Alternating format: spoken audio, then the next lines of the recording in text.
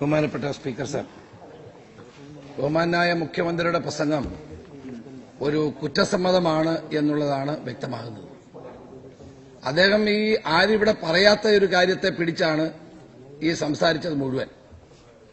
Sir, armed forces special power act ഇന്ത്യയുടെ north eastern സംസ്ഥാനങ്ങളിലും അതിർത്തി പ്രദേശങ്ങളിൽ നടപ്പാക്കിയിട്ടുള്ള പ്രത്യേക സാഹചര്യത്തിലാണ്.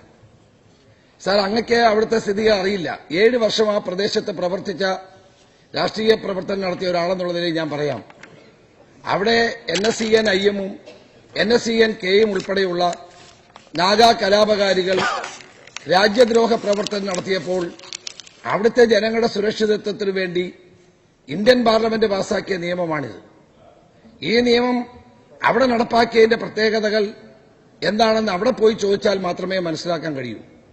ഒന്നോ രണ്ടോ ചെറിയ സംഭവങ്ങളെ ഉയർത്തിപ്പിടിച്ചുകൊണ്ട് നാഗാ കലാപകാരികളിൽ നിന്നും അവരുടെ എക്കണോമിക് ബ്ലോക്കേജിൽ നിന്നും സാധാരണ ജനങ്ങളെ രക്ഷപ്പെടുത്താനുള്ള കേന്ദ്ര ഗവൺമെന്റിന്റെ ആ നീക്കത്തെ അങ്ങ് കാര്യമറിയാതെയാണ് ഇവിടെ പരാമർശിച്ചത്.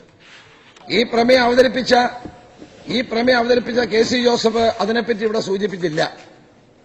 കണ്ണൂരിൽ പയ്യന്നൂരിൽ ഉണ്ടായ നിഷ്ഠൂരവും അപലപനീയവുമായ കൊലപാതകത്തെ അങ്ങയ്ക്ക് മനസ്സിൽ ന്യായീകരിക്കാൻ ആഗ്രഹമുള്ളതുകൊണ്ടാണ് അങ്ങ് ഇപ്പോൾ ആംഡ് ഫോഴ്സസ് സ്പെഷ്യൽ പവർ ആക്ടിന്റെ തലയിലേക്ക് കയറി ആ പ്രസംഗം നടത്തിയത്.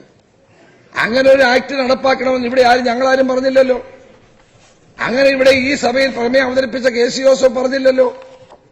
അപ്പൊ പയ്യന്നൂരിൽ നടന്ന സംഭവത്തെ അതിന്റെ ഗൗരവം ഉൾക്കൊണ്ടുകൊണ്ടായിരിക്കണമായിരുന്നു മുഖ്യമന്ത്രി സംസാരിക്കേണ്ടത്. എനിക്ക് ബഹുമാനായ മുഖ്യമന്ത്രിയോട് ചോദിക്കാനുള്ളത്, ഇത് ആരെ സഹായിക്കാനാണ് ഈ കൊലപാതകം?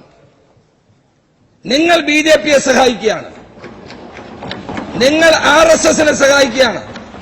ദേശീയ തലത്തിൽ കേരളത്തിൽ മനുഷ്യാവകാശ ലംഘനം നടക്കുന്നു എന്നുള്ള BJPയുടെ പ്രചരണത്തെ സഹായിക്കാനാണ് ബഹുമാന്യനായ മുഖ്യമന്ത്രി നിങ്ങളുടെ ഈ കൊലപാതകങ്ങൾ. ഞാൻ കേരളത്തിന്റെ അച്യുതാനന്ദനല്ലല്ലോ മുഖ്യമന്ത്രി, ബഹുമാന്യനായ പിണറായി വിജയനാണ് മുഖ്യമന്ത്രി. പാർട്ടിയിൽ നിയന്ത്രണമുള്ള ആളാണ്. 16 വർഷം പാർട്ടി സെക്രട്ടറി ആയിരുന്നു, പോളിറ്റ് ബ്യൂറോ മെമ്പറാണ്. ഒരു കാലത്തുമില്ലാത്ത നിലയിൽ ഭരണത്തിലും പാർട്ടിയിലും പൂർണ്ണ അധീശത്വമുള്ള പിണറായി വിജയന്റെ മുഖ്യമന്ത്രി ആയിരിക്കുമ്പോൾ എങ്ങനെയാണ് പാർട്ടി നേതാക്കന്മാർ അങ്ങയുടെ മുഖ്യമന്ത്രി ആയിരിക്കുന്ന കാലത്ത് ഈ കൊലപാതകങ്ങൾ മുഴുവൻ നടത്തുന്നത് എന്ന് അങ്ങ് ആലോചിക്കണം. 8 കൊലപാതകമാണ് കണ്ണൂരിൽ നടന്നത്, 18 രാഷ്ട്രീയ കൊലപാതകം നടന്നു. സാർ, പാർട്ടിയും ഭരണവും തമ്മിലുള്ള ഏറ്റുമുട്ടലില്ലാത്തൊരു കാലം കേരളത്തിലെ ജനങ്ങൾ പ്രതീക്ഷിച്ചത് പാർട്ടിയിലും ഗവൺമെന്റിലും ഏകസ്വരത്തോടുകൂടി പ്രവർത്തിക്കാൻ കഴിയുന്ന ഒരു അന്തരീക്ഷം ഉണ്ടാകുന്നുവെന്നാണ് കണ്ണൂരിലെ ഏറ്റവും അവസാനത്തെ കൊലപാതകം തെളിയിക്കുന്നത്. ഒന്നുകിൽ മുഖ്യമന്ത്രിക്ക് പാർട്ടിയുടെ പിടിയായിരുന്നു, അല്ലെങ്കിൽ അങ്ങ് പറഞ്ഞാലും അണികൾ കേൾക്കുന്നില്ല. 3, അങ്ങും പാർട്ടിയും അറിഞ്ഞുകൊണ്ട് ഈ കൊലപാതകങ്ങൾ നടത്തുന്നു. സാർ, ഞാൻ മൂന്നാമത്തേത് വിശ്വസിക്കാൻ ആഗ്രഹിക്കുന്നില്ല. കാരണം ജനാധിപത്യ സംവിധാനത്തിൽ ഒരു മുഖ്യമന്ത്രി ഒരിക്കലും അങ്ങനെ ചെയ്യില്ല എന്ന് ഞാൻ വിശ്വസിക്കാൻ ആഗ്രഹിക്കുകയാണ്. സാർ, കണ്ണൂരിലെ സമാധാന ശ്രമങ്ങൾക്ക് ഞങ്ങൾ പിന്തുണ നൽകിയില്ലേ? ഞങ്ങൾ ആരെങ്കിലും എതിരാണോ? BJPയും CPMഉം രണ്ട് ഭാഗത്ത് നിന്നുകൊണ്ട് കണ്ണൂരിലെ ജനങ്ങളുടെ സമാധാന ജീവിതം ഇല്ലാതാക്കുന്നു, ആ സമാധാന ശ്രമങ്ങളെ പരാജയപ്പെടുത്തുന്നു. സാർ, സ്കൂൾ യൂത്ത് ഫെസ്റ്റിവൽ നടന്നപ്പോൾ പോലും ഒരു കൊലപാതകം നടത്തി ആ ഡെഡ് ബോഡിയുമായി BJPക്കാര് സ്കൂൾ യുവജനോത്സവത്തിന് മുമ്പിൽ പ്രകടനം നടത്തി നമ്മൾ കണ്ടതല്ലേ സാർ? എന്തിനായിരുന്നു അത്? പിഞ്ചുകുട്ടികൾ, ഞാൻ ആ സമാപന സമ്മേളനത്തിന് പോയപ്പോൾ എന്നോട് അവിടുത്തെ നിരവധി ആളുകൾ എന്നോട് പറഞ്ഞു, കുട്ടികൾ ഭയന്ന് ഭയവിഹുലരായിരുന്നു എന്നുള്ള കാര്യം. എന്തിനാണ് സാർ ഈ കൊലപാതകങ്ങൾ? അങ്ങനെ പ്രസംഗം ഇവിടെ നടത്തിയല്ലോ 19/10/2016 അവിടെ ഞാൻ കോട്ട് ചെയ്യുന്നു, ഹൈക്കോർട്ട്. അവിടെയാണ് മനുഷ്യത്വം എന്ന മഹാഗുണത്തിന്റെ മഹത്വം എല്ലാവരും ഉൾക്കൊള്ളേണ്ടത്. അത് മനസ്സിൽ നിന്ന് ചോർന്നു പോകാൻ ഒരു സാഹചര്യം അനുവദിക്കില്ലെന്ന് നിശ്ചയിക്കുന്ന നിലയുണ്ടാകണം. പാർട്ടികൾ തമ്മിൽ അഭിപ്രായ വ്യത്യാസമുണ്ടാകാം, അതിന് വ്യത്യസ്ത പാർട്ടികൾ തമ്മിൽ കൊന്നൊടുക്കിയതുകൊണ്ട് അഭിപ്രായ വ്യത്യാസം പരിഹരിക്കാനാകുമോ? അദ്ദേഹം, ഞാൻ എല്ലാം വായിക്കുന്നില്ല. ക്രൗര്യം കൊണ്ട് ഒരാളെ ഇല്ലാതാക്കാൻ കഴിയും, പക്ഷേ തിരുത്താൻ കഴിയില്ല. സൗമനസ്യം കൊണ്ട് ആരെയും തിരുത്താനാകൂ. മനുഷ്യത്വപൂർണമായ മഹാ സൗമനസ്യത്തിന്റെ രാഷ്ട്രീയത്തിനായി എല്ലാവരും സ്വയം അർപ്പിക്കുകയാണ് വേണ്ടത്. സാർ, ഇത് ചില്ലിട്ട് ഫ്രെയിം ചെയ്ത് വെക്കേണ്ട ഒരു പ്രസംഗമാണ് ബഹുമാനായ മുഖ്യമന്ത്രിയുടെ. സാർ, ഇത് ഞങ്ങളോടല്ലല്ലോ പറയേണ്ടത്, സ്വന്തം പാർട്ടി അണികളോട് പറയാൻ എന്തുകൊണ്ട് ബഹുമാനായ മുഖ്യമന്ത്രിക്ക് കഴിയുന്നില്ല? അതുകൊണ്ടല്ലേ സാർ ഈ നിരന്തരമായ കൊലപാതകങ്ങൾ ഉണ്ടാകുന്നത്, അക്രമങ്ങൾ ഉണ്ടാകുന്നത്? ബഹുമാനായ കെ.സി. ജോസഫോട് പറഞ്ഞു, ഒരു ജില്ലയിൽ സാർ 4 SP-മാരെ ഓരോ മാസവും SP-മാരെ മാറ്റേണ്ട സ്ഥിതി എന്താണ് സാർ ഉണ്ടായത്? എന്തിനാണ് സാർ കണ്ണൂർ SP-യെ മാത്രം 4 തവണ മാറ്റിയത്?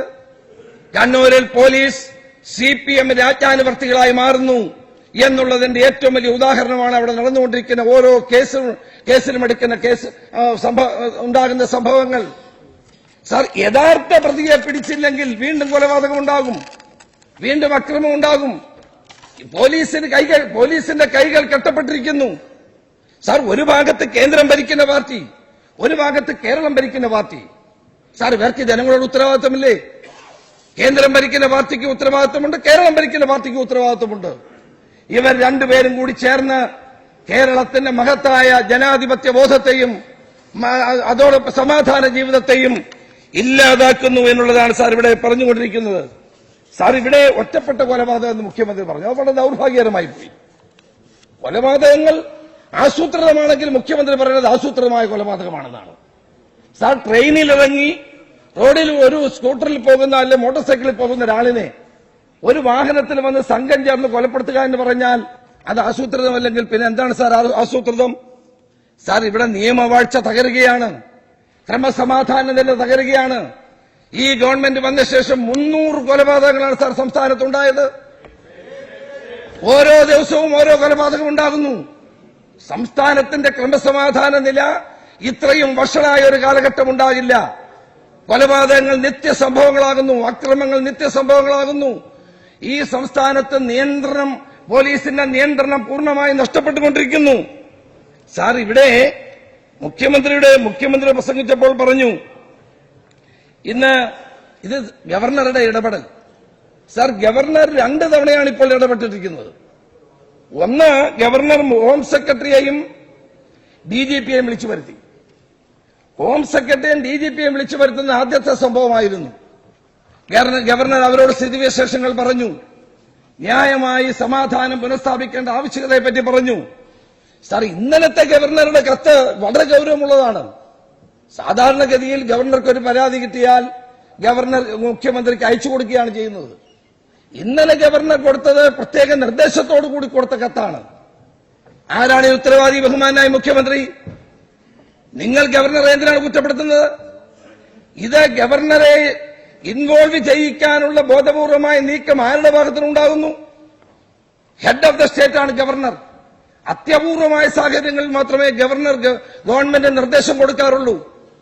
ഇവിടെ ഗവർണർക്ക് അത്തരം ഒരു സാഹചര്യം ഉണ്ടാക്കിയതിന്റെ പൂർണ്ണ ഉത്തരവാദി സംസ്ഥാനത്തെ CPM ആണ്, കണ്ണൂരിലെ CPM ആണെന്ന് പറയാനായി ഞാൻ ആഗ്രഹിക്കുന്നു. ഞങ്ങളാരും ഗവർണറുടെ ഇടപെടലിന് ആഗ്രഹിക്കുന്ന ആളുകളല്ല. സാർ, ഇവിടെ കണ്ണൂരിൽ നടക്കുന്ന എന്താണ് സാർ? സമാധാന സമ്മേളനം നടന്നു. ആ സമ്മേളനത്തിന് ശേഷം എല്ലാവരും സഹകരിച്ചു. താഴോട്ട് യോഗങ്ങൾ നടന്നു, സർക്കിൾ തലത്തിൽ യോഗങ്ങൾ നടന്നു, എല്ലാവരും സഹകരിച്ചു. പക്ഷെ അപ്പോഴും ആയുധ ശേഖരണങ്ങൾ നടന്നുകൊണ്ടിരുന്നു. ബഹുമാനായ മുഖ്യമന്ത്രി പരിശോധിക്കണം, ബോംബ് നിർമ്മാണങ്ങൾ നടന്നുകൊണ്ടിരുന്നു. ഒരു ഭാഗത്ത് സമാധാന യോഗം, മറുഭാഗത്ത് ആയുധങ്ങൾ ശേഖരിക്കുന്ന നടപടി. ഈ അക്രമകാരികളെ കണ്ടെത്താൻ പോലീസ് ഒരു നടപടി സ്വീകരിച്ചില്ല. ബോംബ് സ്ക്വാഡ് എന്ത് ചെയ്യുന്നു? എന്തുകൊണ്ട് ആയുധ ശേഖരം പിടികൂടാൻ നടപടികൾ സ്വീകരിക്കുന്നില്ല? ആയുധ ശേഖരങ്ങൾ മാത്രമല്ല, ആളുകളെ കൊല്ലാനുള്ള പ്രത്യേക പരിശീലനങ്ങൾ നടന്നുകൊണ്ടിരിക്കുന്നു കണ്ണൂരിൽ. ഒരു ഭാഗത്ത് സമാധാന യോഗം നടക്കുമ്പോൾ മറുഭാഗത്ത് ആയുധ പരിശീലനം നടക്കും. ആളുകളെ കൊല്ലാനുള്ള പ്രവർത്തനവും CPM-ന്റെയും BJP-യുടെയും ഭാഗത്തുനിന്നുണ്ടാകുന്നു.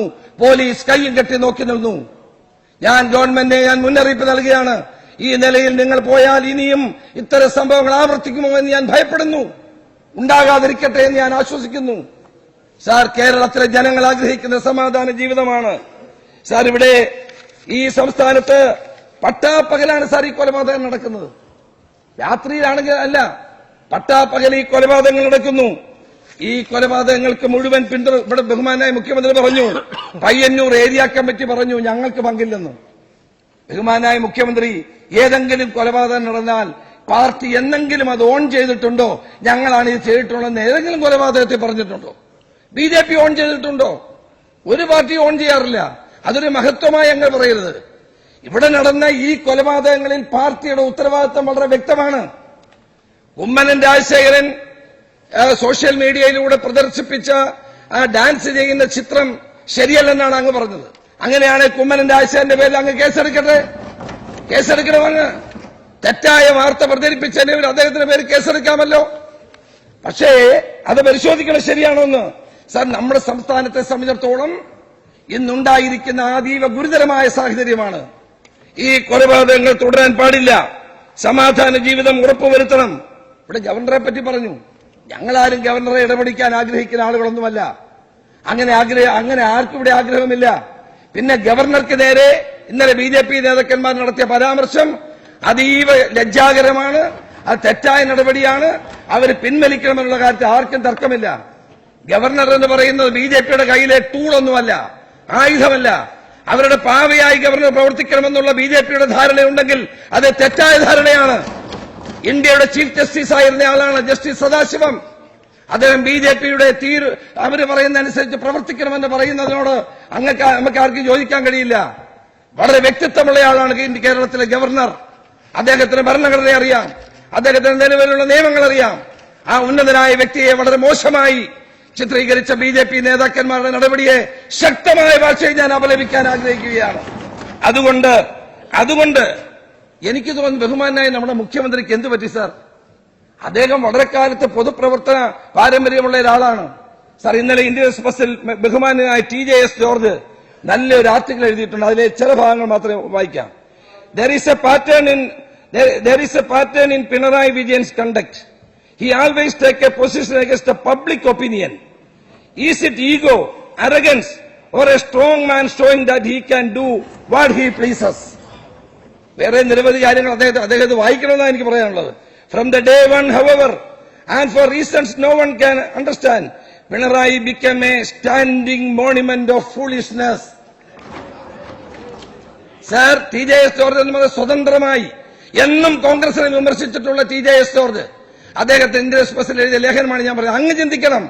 അങ്ങ് ഈ കൊലപാതകം നടത്തുന്ന നടപടികളെ അങ്ങ് ന്യായീകരിക്കാൻ പാടില്ല. അങ്ങ് അതിനെ കർശനമായി നിയന്ത്രിക്കണം. അങ്ങ് ഈ സംസ്ഥാനത്തിന്റെ മുഖ്യമന്ത്രിയാണ്.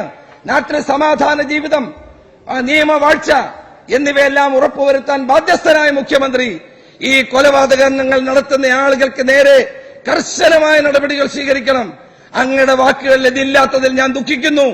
സാർ, ഈ സഭാ നടപടികൾ നിർത്തിവെച്ച് ഇത്രയും ഗൌരവമായൊരു വിഷയം ചർച്ച ചെയ്യാത്തതിൽ പ്രതിഷേധിച്ച് ഞാനും എന്റെ പാർട്ടിയും വാക്കൌട്ട് ചെയ്യുന്നു സാർ.